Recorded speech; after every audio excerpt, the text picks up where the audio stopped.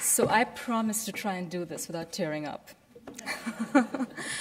I am deeply honored to be the one to introduce you to our global partners that are joining us today. All of you are about to meet a group of women that I have had the privilege of working with, growing to love and respect over the past 7 years. It has been an honor, it has been a privilege, and I value your friendship. To each of them, I want to say thank you for allowing me to play a very, very small role in your OBOS journey. And I want to invite you onto the stage as I call out your name. And to the rest of us, please join me in welcoming.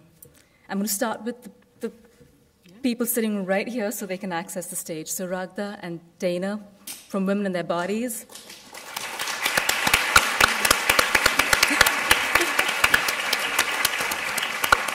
Mary Kachikian from Armenia.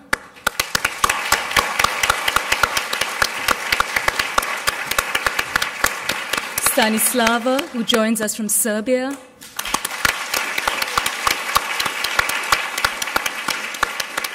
Miho, who's here from Japan.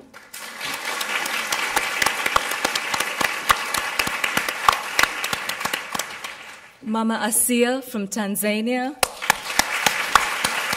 She gave me permission to call her Mama Asia. Oh, thanks. Gamze from Turkey.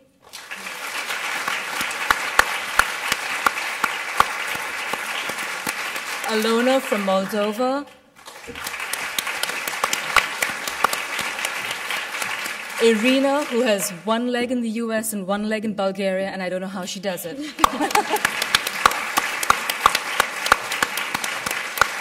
Renu from Nepal.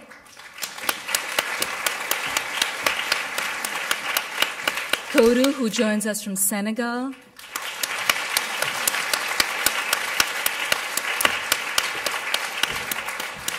Nirvana, who represents the Nuestros Cuerpos, Nuestras Vidas collaboration. Nirvana, are you? Yeah.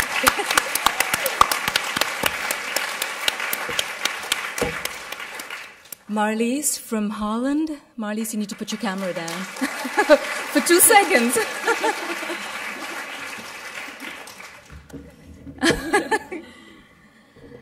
And Kathy, is Kathy here? Kathy from the Netherlands? I can't see her.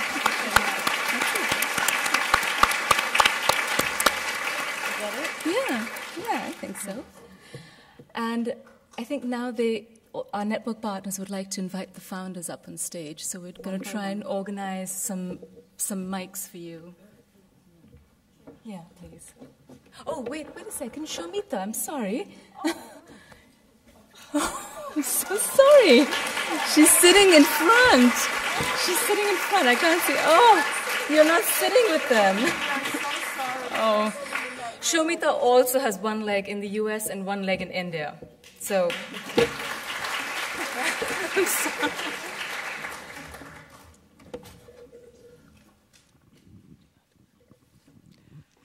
Paula? Is it working? Paula? Doors. Paula? Paula? Yeah.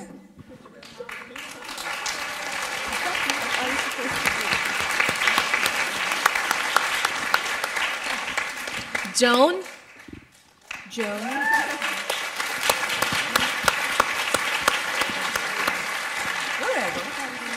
And Oh, sorry. okay. Jane Pinkers. Judy? And Wendy Judy. Sanford.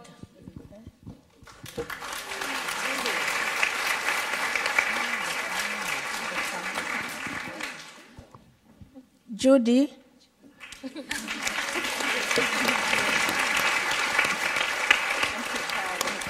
Pamela Berger?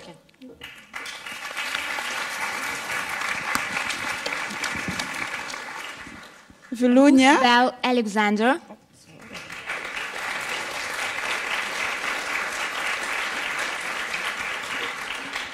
Vilonia Diskin. I wanted to Elizabeth McMahon Herrera. Elizabeth.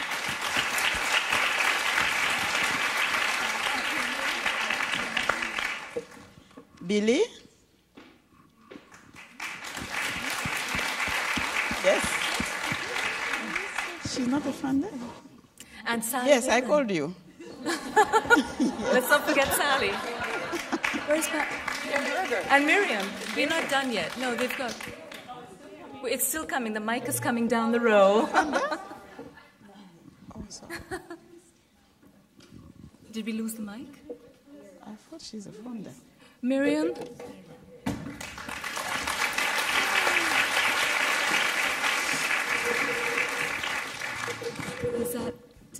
Is that everyone? I think so. Where's Pamela? Where's Pam? Pam Burke? Pam's here? Great. Okay. So I'm now going to hand the mic over to Jane so she can take it away. Okay.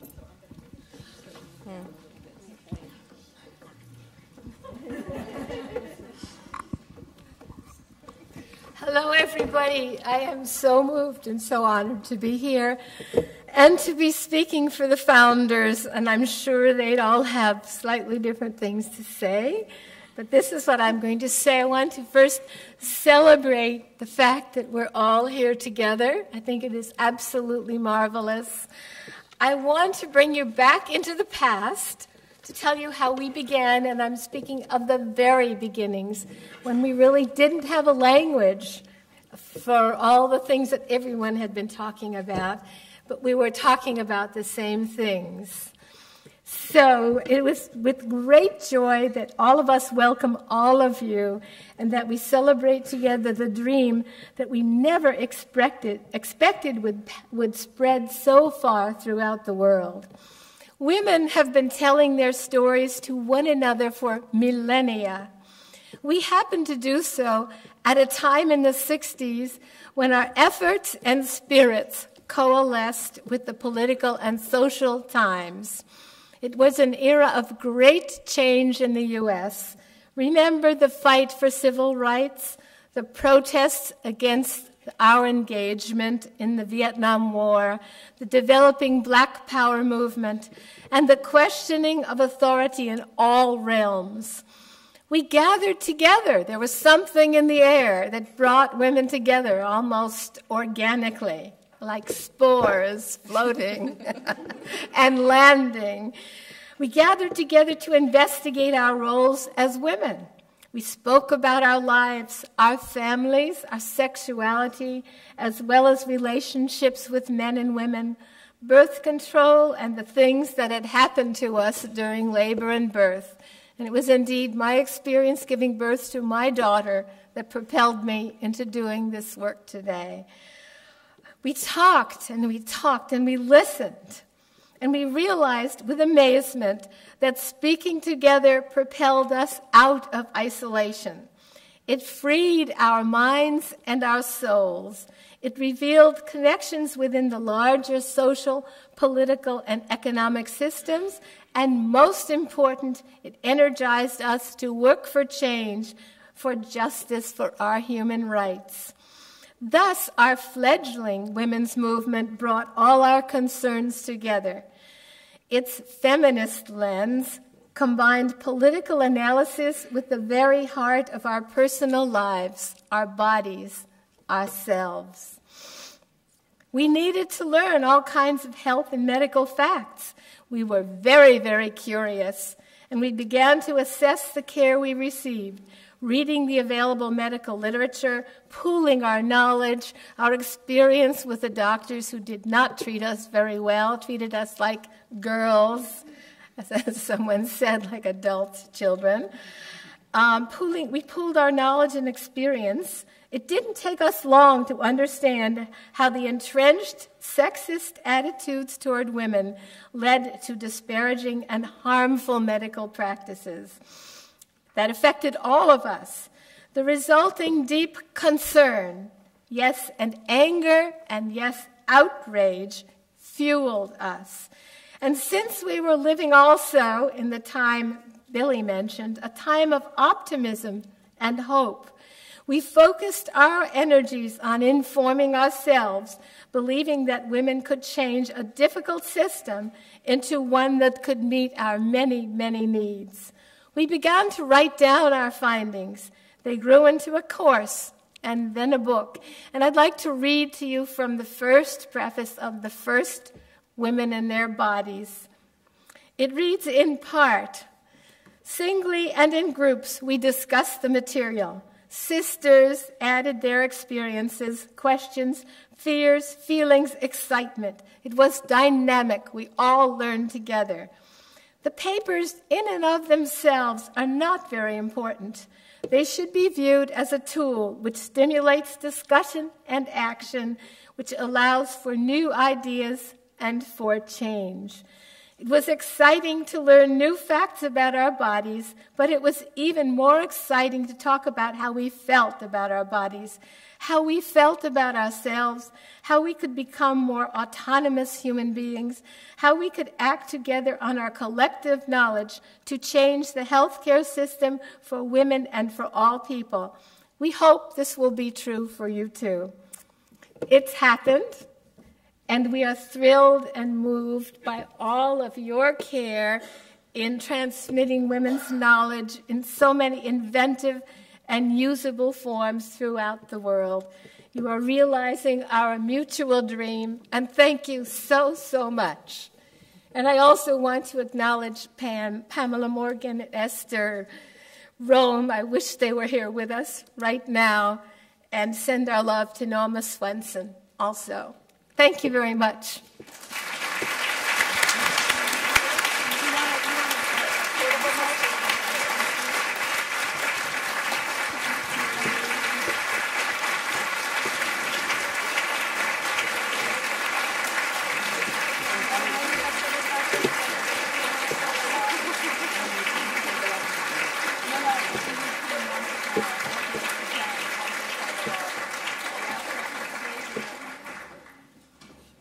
Thank you. Thank you so much. My story of my connection with OBOS is not so different from, I think, most of the women here, except for the founders. When I was growing up in India and a little girl, no one told me about the changes my body would go through. I didn't know about menstruation, let alone about sexual or reproductive health. I learned very early by questioning my elders that women's bodies are not to be talked about, not to be touched or seen. I learned early that to speak about such things is a shameful matter. I learned very early that women's bodies were wrapped in invisibility and silence. And by the time I was 19, I came to this country. It was when, fortunately, OBOS was formed, and I heard of a group named Boston Women's Health Collective that had published an unabashed book. It was a book of information celebrating women's bodies. And we had very little money then, but I put away some money and bought a copy of the first edition. You, Ruth, Pamela, Villanelle, Joan, Paula, Nancy, Elizabeth, Judy, Jane, Wendy, Norma, Sally, and the missing sisters, Pamela and Esther. You changed how women in this country view their bodies, and now you're changing it across the world. We have become informed and confident consumers of healthcare because of you. The movement to know our bodies and demand what is good for it and own our bodies is spreading. In India, when I was doing the work with the Bangla version of OBOS, young girls hadn't heard of it, but they were jubilant that something like this was coming to them. And they all said, oh, this is going to take us to a very different place. So thank you, all of you, for giving us back our bodies and the right to health. Thank you so much. That was beautiful. Yes. That was so wonderful. Thank you so much, Shamita. Thank you, Shamita. Before we take a brief break, I am going to just go through a brief list of thank yous. You have a program book that lists so many groups and individuals, and I'm just going to name them by category. Of course, my sisters, my family, the co-founders, you know how much Esther and Pamela meant, and Norma Swenson, who can't be with us today. Norma was my closest colleague on the staff for the first 20 years, and actually, in the last 20 years, it's been Sally Whalen. And Sally is the only other co-founder on the staff now, and my gratitude can't even find words to Sally. And also the global partners. I also want you to please read the sponsors for today. They are critically important to our being able to be here to support the global work. The honorary committee members, some of whom are here today, you'll see their badges. The advisory board members, some of whom are here today. The members from A las Amigas Latinas en Acción Pro Salud, Nuestros Cuerpos, Nuestras Vidas, the Latina Health Initiative. There are a number of representatives here, and I think I will leave out a lot of the names. You've certainly heard that Nirvana is here, but there's Ohana and Carmita. Elizabeth was involved with that effort. Esther is here in the audience, also a former board member. And I want to mention former board members, former staff members. Jennifer was mentioned, but there are others as well. And I also want to mention our families, our partners. We couldn't do all of this without our family members and also many of you who have been close colleagues. The last thing I'm going to mention is that we have a very small but amazing group of staff members and consultants. And I do have to name names. You've already met Sally and Ayesha. You've seen Nikosi, who's right down here in front. June Sang is in the control room. She's working on technical aspects. These are our program associates. The senior editor for the book, Kiki Zeldis, who's also the web manager, is here down in front. Christine Cupaiolo, who was the managing editor for the new book and who also is somebody that many of you have read in her blogs. She's written most of our blogs, along with Rachel Walden, our other blogger, who's here somewhere as well. And also Wendy Brovold, who's a communication consultant, and Zobeda you've met. They don't live in Massachusetts anymore. But these are incredibly important colleagues who've supported us. And person who's probably running around the most right now is Ann Miller-Sweeney. And I don't think she's maybe in the room, but she is our operations manager, and she's running around, of course, so you won't be able to see her. So the other thing I just want to say is that we do have about 25 of the hundreds of contributors to Our Bodies Are Cells. Their badges will name them. They'll be willing to sign your book, as will other contributors if you get a book today. And we could not have done this book without our OBOS contributors, some of whom played major editorial roles.